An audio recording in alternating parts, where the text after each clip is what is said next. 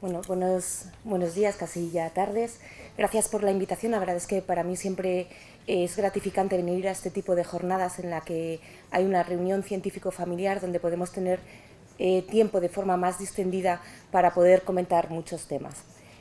Como os han comentado antes, yo soy médico internista, trabajo en la unidad de errores congénitos del metabolismo del Hospital 12 de Octubre y trato sobre todo pacientes adultos. La verdad es que me gustó la iconografía que se reflejaba en el programa, porque yo creo que un poco como estamos los médicos internistas esta enfermedad, en este tipo de enfermedades, es así, comenzando el camino del conocimiento de lo que ocurre en este tipo de patologías en los pacientes adultos. Perdonad. Porque si bien está claro que los médicos pediatras seguramente se encuentren con alguna sensación de disconfort cuando tratan este tipo de patologías que no son tan frecuentes como puede ser una hipertensión, una diabetes, sobre la cual tenemos gran evidencia científica. Esto más nos ocurre cuando tratamos a pacientes adultos, donde todavía la evidencia científica es mucho menor. Por tanto, los médicos de adultos hemos tenido que realizar realmente un cambio de mentalidad. Creíamos que los errores congénitos del metabolismo eran cosas de los pediatras y que realmente nosotros no teníamos que ver este tipo de patologías. Pero hemos visto que no es así. Gracias a los grandes cuidados que han hecho nuestros médicos pediatras con los niños, hemos conseguido que estos pacientes lleguen a la vida adulta y después de conocer este tipo de patologías hemos sido incluso capaces de diagnosticar este tipo de enfermedades en pacientes adultos que a lo mejor tenían formas de debut mucho más leves y que no habían sido diagnosticados hasta llegar a la vida adulta. Quizá este proceso es muy importante porque conseguiremos que los médicos adultos dejemos de hablar de las enfermedades idiopáticas. Las cosas idiopáticas no pueden existir, no sabremos cuál es su causa, ¿no? Pero en la literatura de los médicos adultos utilizamos con demasiada frecuencia esta terminología. ¿Y cuáles fueron los inicios de las unidades de adultos en España? Pues realmente se crearon unidades de adultos allí donde había grandes unidades pediátricas dedicadas al tratamiento y al manejo de estas enfermedades. Es a base de ellos, a mano de ellos, cómo hemos aprendido a manejar estas patologías. Y lo primero que se llevó a cabo fue la transición de los pacientes que iban llegando a la vida adulta a unidades específicas. Nosotros también hemos aprendido a trabajar de forma diferente, ya no trabajamos en nuestra consulta de forma individual, sino que sabemos que en este tipo de patologías es esencial el trabajo en equipo. Trabajamos internistas con dietistas, neurólogos, genetistas, médico de familia, trabajador social.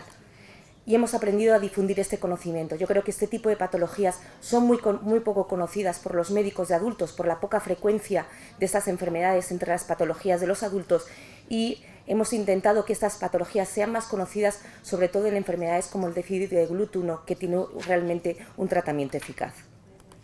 ¿Y qué tipo de pacientes con deficiencia de glútuno vemos en las consultas de adultos? Pues la mayoría de los pacientes son realmente pacientes clásicos que han llegado a la edad adulta y que se ha hecho una transición. Pero también tenemos otro tipo de pacientes en los que hemos sido capaces de diagnosticar en la vida adulta. ¿Y qué nos dice la literatura médica de los pacientes que son diagnosticados no en la infancia, sino en la vida adulta? Pues bien, han sido pacientes diagnosticados a través de paneles genéticos hechos por una epilepsia generalizada idiopática. Son pacientes que se han diagnosticado a través de casos familiares y que realmente lo que presentaban eran formas leves. Son las discinesias paroxísticas inducidas por el ejercicio, como nos comentaba antes el neurólogo, los temblores distónicos. Y lo que sí que se ve es que en la discapacidad intelectual simple, sin otros hallazgos, pues realmente no suele estar escondida una deficiencia de glútuno.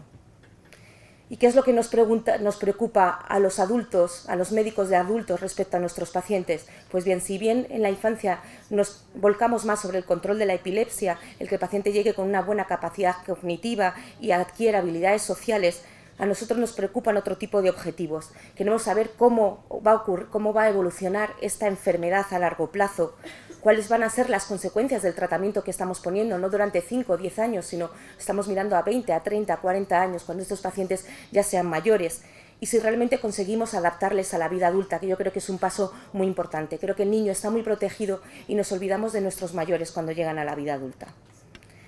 Respecto a la evolución a largo plazo, realmente hay pocos estudios que nos hablen de ellas.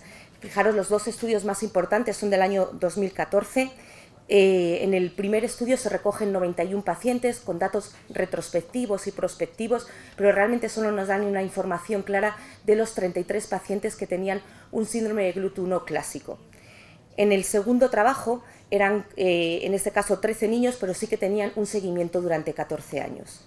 ¿Y qué nos muestran esos estudios? Pues un poco lo que hemos ido comentando a lo largo de la jornada, ¿no? Que la epilepsia realmente es mucho más prominente durante la infancia y, sin embargo, durante la adolescencia, incluso en los adultos, puede llegar a desaparecer. Si bien la frecuencia de la epilepsia en la edad infantil es del 67%, en los adultos es de un 10%, y probablemente eso, como se comentó también previamente, pueda estar relacionado con el diferente consumo de glucosa que tiene el cerebro según va madurando. También hemos hablado que los trastornos del movimiento se van haciendo más evidentes e incluso en ocasiones más graves con la edad. Hasta 2/3 de nuestros pacientes adultos tienen trastornos del movimiento y, sin embargo, la discapacidad intelectual, que no siempre tiene que existir, pues normalmente se mantiene estable. Esta tabla ya la hemos comentado, no la vamos a volver a comentar, pero nos refleja plenamente cómo es esa evolución de los pacientes adultos. La evolución va a ser variable dependiendo del caso, hay casos más severos, casos menos severos. Lo que sí que parece que dejan claros los estudios es que la dieta cetogénica siempre viene bien, incluso cuando la iniciamos en pacientes adultos, y que en algunos casos, porque el paciente había tenido muy buena evolución, se le ha intentado retirar, en algunas ocasiones han vuelto los síntomas y la reintroducción de la dieta volvía a controlar los mismos. ¿Y cuáles son las complicaciones de esta dieta cetogénica a largo plazo? Quizá sobre esto hay un poquito más de información, porque la dieta cetogénica no solo la usamos para este tipo de pacientes, la usamos para otros pacientes con epilepsia. Y sobre esto sí que encontramos varios trabajos en la literatura, sobre todo buscando las alteraciones en los riesgos cardiovasculares. Pero también se habla del posible efecto de la dieta cetogénica en el estado del hígado, en el que el hígado adquiera grasa, o incluso en la calidad del hueso de nuestros pacientes. ¿Y cuáles son los resultados? Pues la verdad es que hay mucha controversia. En general se dice que es mejor el peso y el índice de masa corporal es menor en los pacientes que tienen dieta cetogénica, que pueden tener menos triglicéridos y menos colesterol, que pueden aumentar las partículas del LDL, que es por el que así decimos el colesterol malo, que pueden aumentar los cálculos renales, que pueden aumentar los cálculos biliares, que puede aumentar esa grasa en el hígado. Incluso los datos de mortalidad, que no son a largo plazo, hay datos contradictorios. Unos dicen que se mantienen estables, otros que puede haber discreto aumento de la mortalidad. Pero está claro que la dieta cetogénica es buena para nuestros pacientes, entonces nos tendremos que acostumbrar en estos pacientes adultos, como hacemos en otras patologías donde cambiamos la dieta, a hacer un control más estricto de los factores de riesgo cardiovascular y de la densidad del hueso. Por último, para terminar, es muy importante esta adaptación a la vida adulta.